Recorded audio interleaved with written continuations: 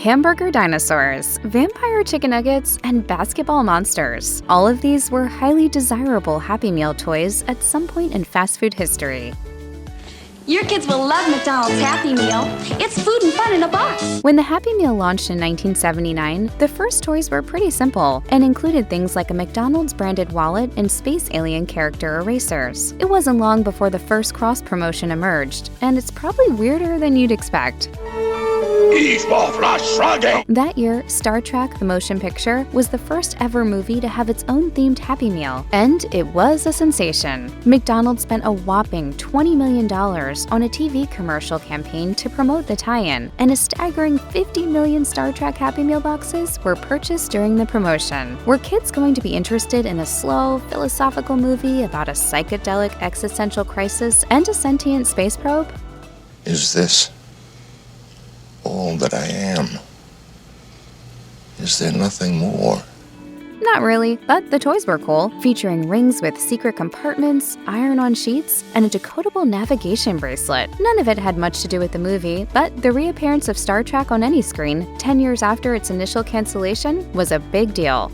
1981 and 1982 are a bit of a blank spot when it comes to popular Happy Meal toys, with McDonald's offering relatively boring options like branded dolls, calendars, and combs, and dinosaur sponges for some reason. But 1983 changed fast food prizes forever. Touted as one of the best Happy Meal toys of all time, Hot Wheels debuted in 1983 and returned many times throughout Happy Meal history. The initial offering consisted of 23 different metal cars, but collecting them all was difficult, as some were exclusive to only the East or West Coast. And as a kid in the 80s, you didn't have much more than a placemat to guide your collection. Fortunately for completists, all of these early models were just repackaged from their official retail releases. In the 90s, Happy Meal Hot Wheels switched gears and transitioned to plastic. And by the 2000s, many of these Hot Wheels were designs that were completely new.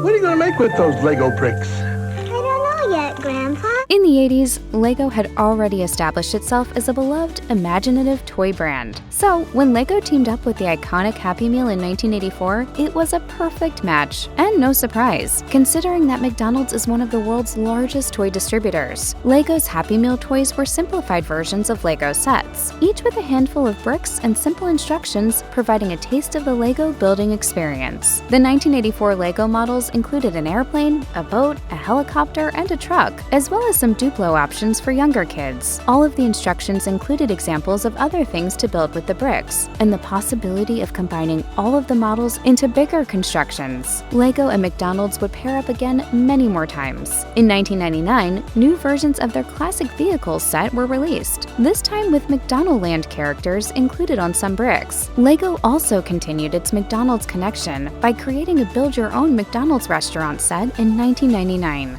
McDonald's Changeables Happy Meal toys took the fast food promotional game to a whole new level in the late 1980s. These quirky toys were Transformers-style characters that changed from McDonald's food items into robots or dinosaurs, and they became an instant hit among kids and collectors between 1987 and 1990. Hidden inside is something neat, a changeable robot you'll wanna meet. Combining the irresistible charm of McDonald's iconic menu items with the thrill of ancient reptiles and futuristic machines seems like an unlikely relationship, but it worked. Their simple transformations and playability were top-notch. They were well-engineered, durable, and cleverly designed, and the names were amazing. Fry-Force, Galacta-Pounder, Turbo-Cone, Fryceratops, Quarter Pounder with Cheezosaur. Okay, maybe they weren't all winners. So that everyone gets one of us in their Happy Meal and we'll beat the Lovejoy! Ingeniously, Changeables also served as a brilliant marketing tool for McDonald's, maintaining brand awareness even within the toy box.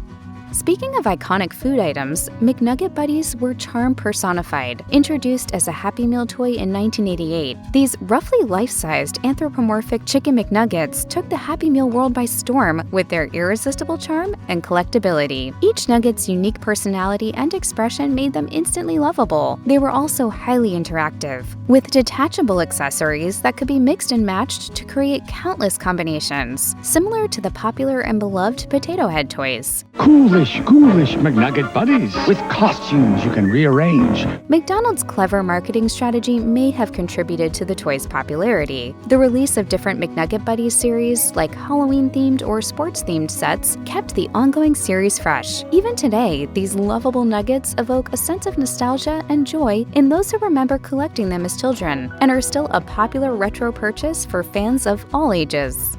I want a hamburger Happy Meal too, and a totally cool friend with beautiful long hair to let me style. Whenever Hot Wheels came to McDonald's, there was a good chance that Barbie would be there as well. The fast food chain offered Barbie toys as an alternative for kids who just weren't that into cars. They may have started as little plastic statuettes in 1991, but the series evolved over time. The initial 1991 set included 8 multi-ethnic Barbie characters, including All-American Barbie and Wedding Day Midge. 1992 through 1995 all repeated the success of the initial lineup, introducing 8 new figures each year, with figures like Rappin' Rockin' Barbie, Western Stampin' Barbie, and Jewel and Glitter Bride Barbie. While the early Barbie Minis lacked movable parts and combable hair, sets from 1993 and beyond included synthetic, stylable hair, and by 1995, they included moving parts. Today, there are over 100 different Barbies to collect. Mighty Morphin Power Rangers premiered in 1993, among an onslaught of collectible toys and action figures geared directly towards a young set of kids who enjoyed colorful monsters, fighting, and spandex. 2 years later, Mighty Morphin Power Rangers, the movie, appeared in theaters and Happy Meal boxes. There were 2 sets of Power Rangers toys released to coincide with the Mighty Morphin Power Rangers feature film. The Happy Meal toys were roleplay versions of Power Rangers equipment, like the Power Morpher buckle and the alien detector. Parents could also purchase Power Rangers figurines separately from their meals, each representing a different Power Ranger, complete with its own Zord. And kids couldn't get enough of them. This wasn't the first time Ronald McDonald teamed up with the kids from Angel Grove. A year earlier, you could snag a pack of Pogs based on the TV show from McDonald's, because nothing is more 90s than Power Rangers Pogs. For kids of a certain age, Space Jam was one of the biggest movies of 1996, and accordingly, the Space Jam Happy Meal toys from that year were a huge hit among children and collectors alike. The set of 8 toys featured plastic versions of Bugs Bunny, Marvin the Martian, Lola Bunny, the Nerdlucks, Daffy Duck, Sylvester and Tweety, Taz and Bang, one of the movie's Monstar villains. Each toy came attached to a plastic basketball court base with a wheel that made the character move. All 8 toys could snap together to create a large basketball court where the figures could move in unison. Much like the Power Rangers, there was a second set of toys you could purchase in addition to the free Happy Meal ones, a set of 7 plushies. What, Vanessa, catch something? Teeny weeny babyitis. In the late 90s, the world went absolutely Beanie bonkers. Beanie Babies were the hottest collectible around, with many people speculating that they'd be worth thousands of dollars in just a few years. That never happened. But before the big Beanie crash, Beanie Babies partnered with McDonald's and unleashed 100 million teeny Beanie Babies into the wild as Happy Meal toys, assuming that would be enough. Surprisingly, McDonald's became a Beanie Baby hotline, with calls pouring in asking about Beanie Baby availability. People ordered 100 Happy Meals at a time and asked the restaurant to just hold the food. The demand was so intense that all 100 million toys vanished in just 2 weeks, leaving McDonald's scrambling to keep up. The company even had to cancel its television advertising for fear of the horde storming restaurants and turning the Golden Arches upside down. This has been a Teeny Beanie Baby alert. Beanie Baby mania had officially taken over in 1997. A whopping 64% of Americans proudly admitted to owning at least one of these collectible critters. McDonald's made it rain Beanie Babies, and everyone wanted a snuggly friend with their French fries. Tamagotchis are experiencing a resurgence today, but they first appeared in 1996. By 1997, 10 million were sold, and by early 1998, 40 million had been sold worldwide. The world needed simple digital pets in all forms, but the little battery-powered creatures were a bit too high-end for Happy Meals, so McDonald's cut some corners. Do you have Tamagotchi fever? The Tamagotchi keychain Happy Meal toys were a sensation in the late 90s, even though they weren't actual digital friends. Each keychain was a pocket-sized locket with an image of their pet on the outside. Each keychain did something a little different. Some contained Tamagotchi figures, some lit up, some revealed creatures when heat was applied, and some had spinning devices to mix and match Tamagotchi creature body parts. And to be fair, you could only do so much with a digital pet that was constantly trying to die. Having an immortal version of your favorite little weirdo that you could actually touch was pretty cool. Either you love Furbies or you hate them. The baby-talking, gremlin-like toys were insanely popular by the end of the 90s, and like all many desirable toys, McDonald's got in on the action with their own simplified version of the craze. You wanted them, we got them. In 1999, McDonald's launched their own Furbies, except smaller and less functional. The mini Furbies came in various colors and patterns, and appeared in multiple generations from 1999 to 2001. While they couldn't talk or move on their own like full-size Furbies, the McDonald's versions were still interactive. Depending on which version you received, you could make your McFurby walk, move its feet, or blink. A couple of the McFurbies were even electronic and could meow, sing, or talk. At least 80 different combinations of appearance and functionality were produced. And as everyone knows, Furbies are greater in numbers, so it was impossible to get enough.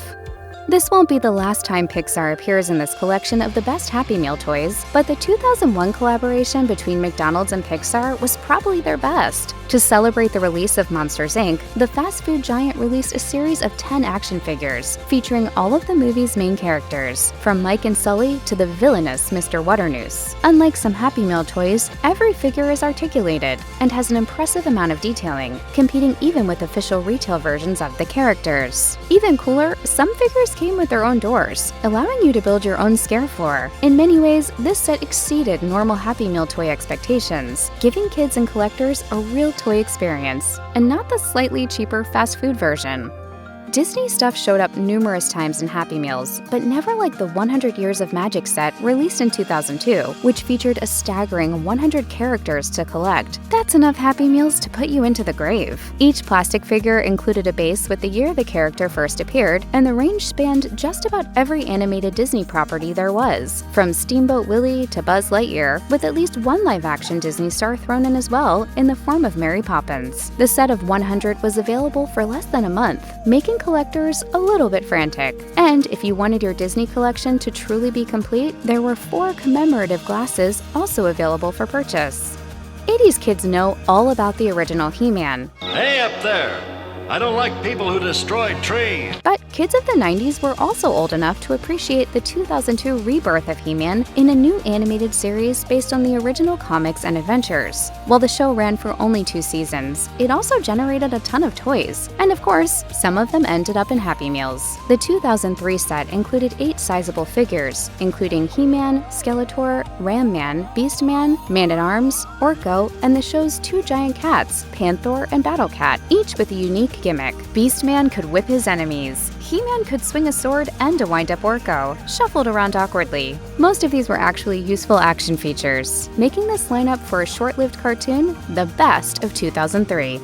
Just because something is popular, that doesn't mean it's good, but the SEGA-based LCD games that came with Happy Meals in 2003 and 2004 are an example of something that's so bad, it might actually be good. McDonald's decided to bring the excitement of interactive electronic handheld games to burger-craving kids in the early 2000s. Kind of. In some ways, it marked a groundbreaking moment for McDonald's as it introduced its first ever electronic gaming toys, which featured beloved characters like Sonic the Hedgehog. In other ways, the LCD games were weird representations of Sega classics, using technology that was popular in the 80s that some modern reviewers have called barely a game. But Sonic is Sonic, and collectors of all things video game related needed to have these. As relics of video game history and some of the terrible missteps along the way, they're outstanding. As toys, they're so bad, they're good.